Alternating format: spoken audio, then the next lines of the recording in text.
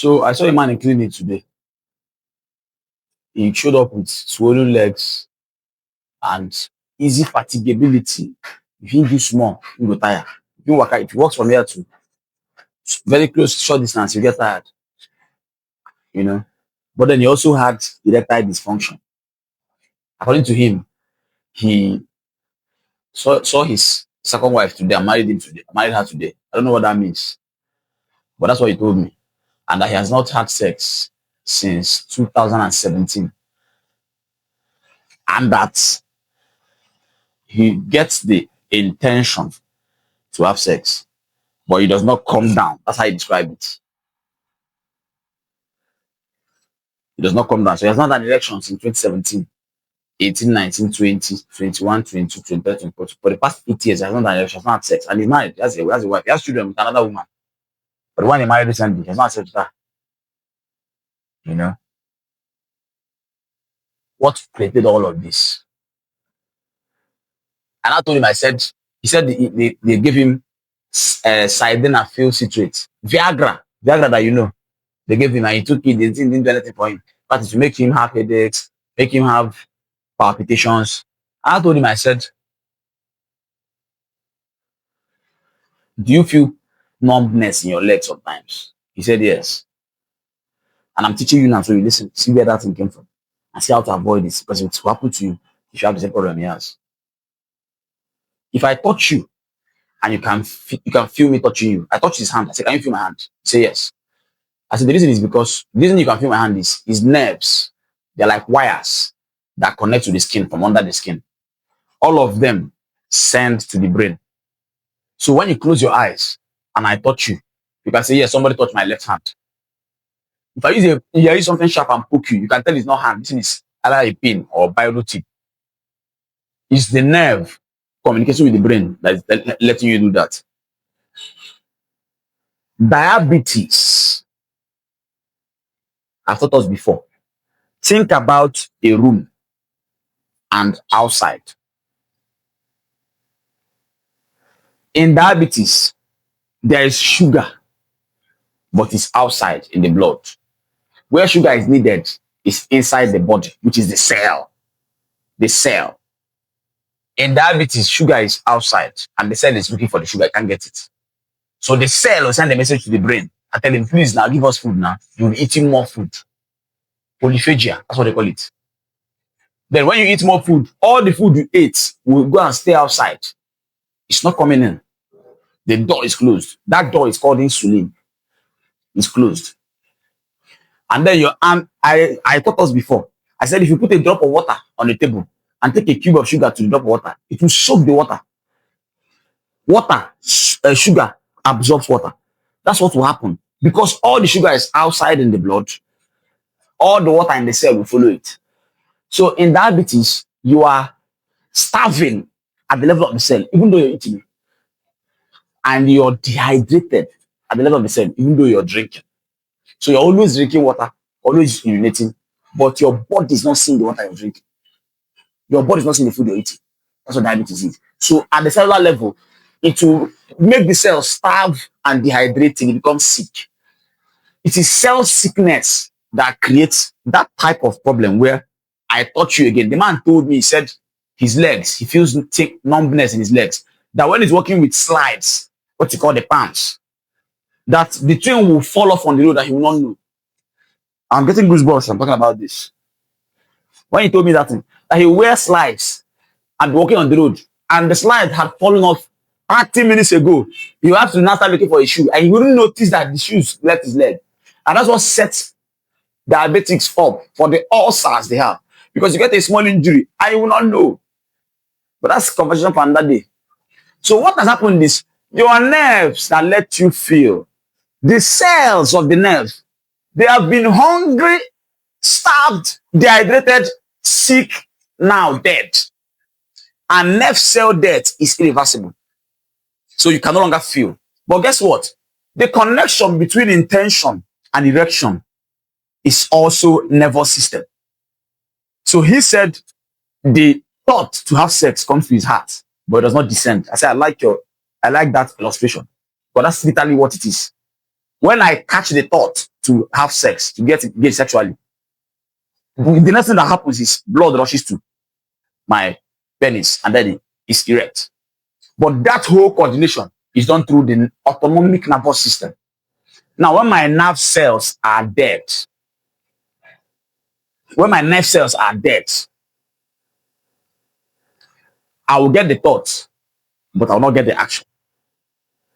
So I told him, I said, sildenafil, Viagra, all of you are taking. What Viagra does is to sustain erection.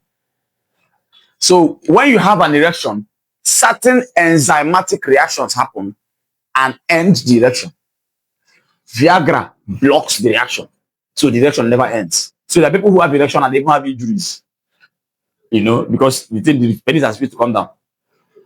Because they took a particular dose of Viagra they should not have taken. So I told him, you can never get an erection from Viagra. You're going to sustain an erection from Viagra. So connecting from thought to action with sexual intercourse is nerve coordination problem. So since 2017, he now showed me that there's one thing they gave me, one supplement, or showing me things. I told him, I said, well, the problem you have is that the nerve cells of the autonomic nervous system that control this action are dead. But once I was not saying it like this, I was doing my best to make him understand. At the same time, there was hope in my voice. I'm just saying it to you people that I'm not a diabetic yet, so that you will learn how to exercise. I'm even I exercise a lot, so it's not exercise. I'm a culprit of the Coca-Cola. Coca-Cola will not cause diabetes, but when you keep throwing sugar into the blood, after a while, the cells may become insensitive. So if sugar is packing outside, and of course water is following sugar outside, the question now is, I beg, how can I get the sugar inside? I beg. The answer is open the door. What is the door? Insulin. That's the door. So when you wake up in the morning, and everybody who woke up in the morning has been starving since they started sleeping, at least for 8 hours, 6 hours, depending on how long you slept. So for 6 hours, the body is saying, what's happening here now? No food, though. How far now? In that state where your body is asking for food, and you are in that start state in the body when you wake up, you still carry yourself and go and exercise. What happens is the body slams the insulin door open because there is some sugar actually in the blood. There is some sugar stored as glycogen in the liver, in the muscle. There's sugar everywhere outside the cell. So because this guy is not eating and it's making us even use energy when we don't have sugar, he will slam this door open and all the sugar available in the body is coming into the cell for use. So because of the activity of this door, that's a sensitive door. Imagine somebody who every minute there's sugar outside. Every minute there's sugar outside. Something that happens to people who don't have to walk to eat. They get obese. So this is sedentary lifestyle. You're not moving too much. You rust. So the doors rust. Now you have to kick it open with drugs. You have to kick the door open. So for some people who kick the door, it's not even working. For some people who keep kicking the door 3 weeks, the person's in hospital, sugar is still high. How did they get there? That's conversation for another day. Young people, middle-aged people who are not diabetic, for your age, you can't start running now. You're 50, you're 48. If you do it, you're going to further wear and tear your joints. But there are certain things you can do in the morning when you wake up, not in the evening, in the morning. Because if you go and exercise in the evening, you're also creating diabetes for yourself. Because another hormone will now come in the evening called cortisol that helps you manage stress. Because that's the interpretation. When you're working out in the evening, after working during the day, the body thinks you're still working. So it interprets your exercise as stress. You're still working. So it now brings the hormone again that adds extra sugar again into the system, where there's probably sugar packed somewhere as fat or as glycogen. I've said a lot of things in this couple of minutes. Go and watch the other content. There are videos where I bring out time and I explain these concepts one after the other.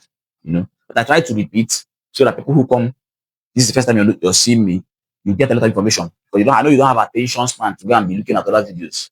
But even though you should work on that, but just in case you're one of those people who cannot pay attention because they are always scrolling, I try to make each video that comes into your For You page as valuable as possible.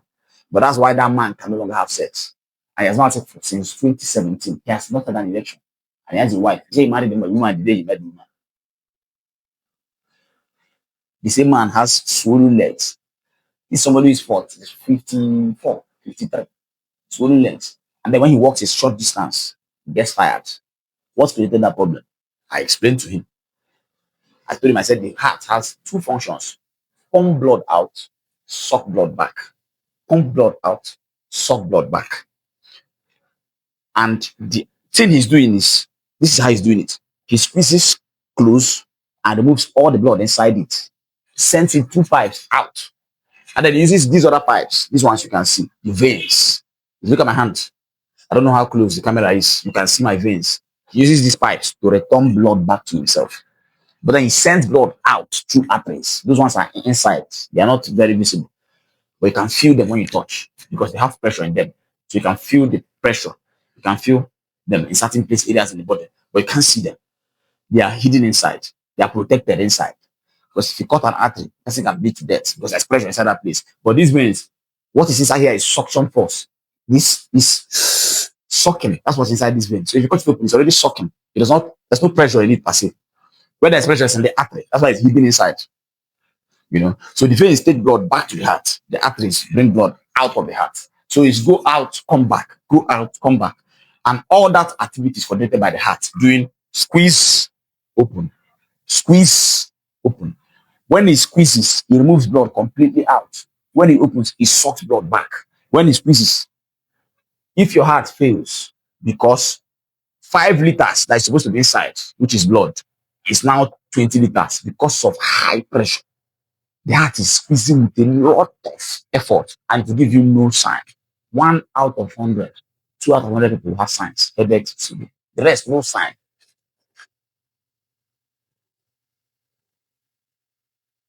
If you keep doing it until you get tired, then it starts. I think the heart is just, that's the first time it will give you sign. And you know what it will do? While it's doing this, see where the heart is. It needs an amount of force to send blood to the brain. But because the force has dropped, it's now going really slowly. Blood is now, there are 2 vessels here. You thought you feel them that take blood to the brain. And they're pumped. You can feel some pulsation in them because there's an amount of force that sends blood against gravity. When that force is no longer generated, just like a sumo that is downstairs that sends water upstairs, when that force is no longer there, the water will go up, come down, go up, come down. The person does little activity, they collapse on the floor. I also told him, I said, my heart, as opposed to you, is beating fully right now. When I run, my heart supports me and it starts beating faster because there's sugar inside my blood. There's oxygen in my blood and I need it for the work I'm doing. So the heart is taking blood to the body faster, faster, faster. Then when I stop running, it reduces and then it stops. When I start again, it follow me. Any day it tries to run, it will strong. You know why? The moment it takes off to run, the heart cannot support that thing, that action. So the sugar and the oxygen needed is not available. The body collapses, the person falls on the ground. That is why even little activities that are as well as walking is tiring for him because the heart is no longer supporting the life. That's heart failure. Where did it come from? High blood pressure. Something a tablet of a drug can deal with for you. But you said no, you can't take drug for the rest of your life. You can't take drug for the rest of your life.